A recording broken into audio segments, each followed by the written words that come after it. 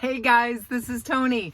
Welcome to Action for Aging, where we're tackling life's most underestimated season, the mature season, with intentional action and a big dose of self-love. If it is your first time here, go ahead and hit the red subscribe button below. Otherwise, welcome back to my channel.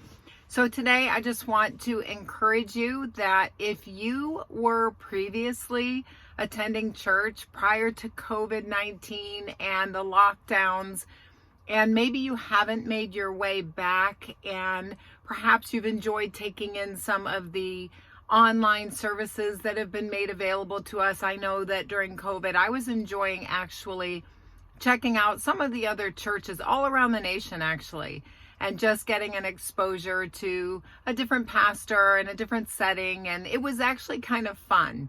However, our local churches are suffering. If you are not involved in church administration or ministry, you may not have much of an awareness of the reality of that.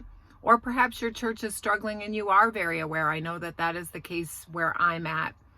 I would encourage you to, number one, understand that it's a real issue now, that we need our church members back in the seats, back in the pews, back in the sanctuary.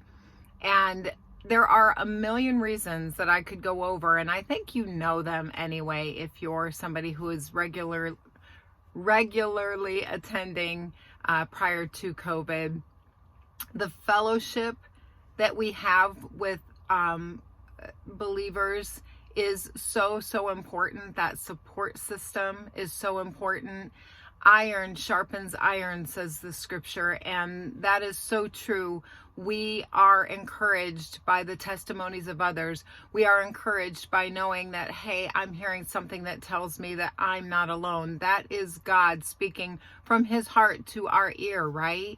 And our pastors, they need to know that the message that they prepare and deliver matters. And one of the best ways that you can show your pastor that his message, his preparation, his speaking on behalf of the Lord matters is to take what you heard and actually apply it in your life, and then share with him or her, if you have a female minister, how you're making that application in your life.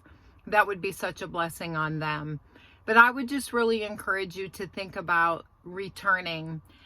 When I was a little girl growing up, my parents would take me to my grandparents, sometimes on the weekends. They lived about 4 hours away, tiny little coal mining town in Pennsylvania. And I mean on the side of a hill, tiny little town.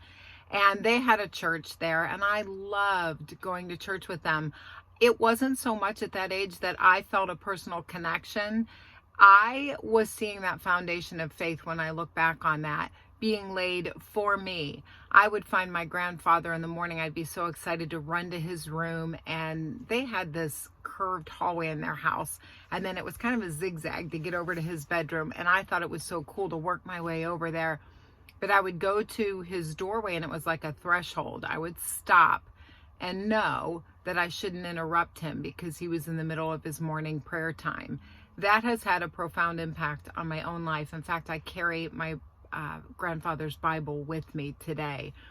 And they would attend church midweek. My grandmother was involved in everything she could be involved with. And so I saw her heart for serving others. And it was a beautiful thing. And so when I think about not going and how much it would hurt them to know that people would back away from giving that time to the Lord and to one another in service and sacrifice, it would break their hearts. And so that's another thing that just kind of goes through my head as I see the empty seats, and I know that we're really meant to be there. So my encouragement to you today is if you have not made your way back to your local church, there is no reason to wait. There really is no excuse. Now is the time. If you're uncomfortable from a COVID standpoint, call your church. Ask if they're making any accommodations with the social distancing. Maybe there could be some rows set aside for that. Definitely mask up if that's a concern for you.